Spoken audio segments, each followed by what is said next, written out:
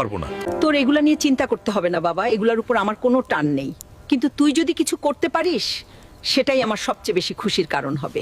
মা আমার জন্য তার শেষ গয়নাগুলো বিক্রি করে দিল। শরীর ফাইটা যাক, কিন্তু মায়ের খালি গলা আমি সইতে পারুম না। বড়লোক আমি হমুই।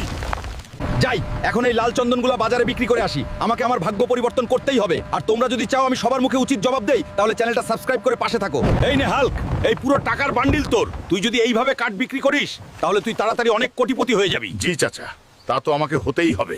হ্যালো ম্যানেজার, আরো 50টা ট্রাক পাঠাও। এখন আমি এই পুরো মার্কেটের রাজা।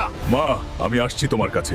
তোমার ছেলে আর কোনো সাধারণ মানুষ নেই। প্লিজ হাল্ক, তুমি আমাদের কোম্পানি কিনে নিও না, না হলে আমাকে যে রাস্তায় নামতে হবে। ম্যাম, এটা হলো আপনার ষড়যন্ত্রের জন্য শাস্তি। মা চোখ খোলো। দেখো, তোমার গয়না বিক্রির টাকা আজ আমাকে এই সাম্রাজ্য দিয়েছে। এই পুরো রাজপ্রাসাদ এখন তোমার। এইভাবে সফল হতে শিখো বন্ধু, কখনো হাল ছেড়ো না।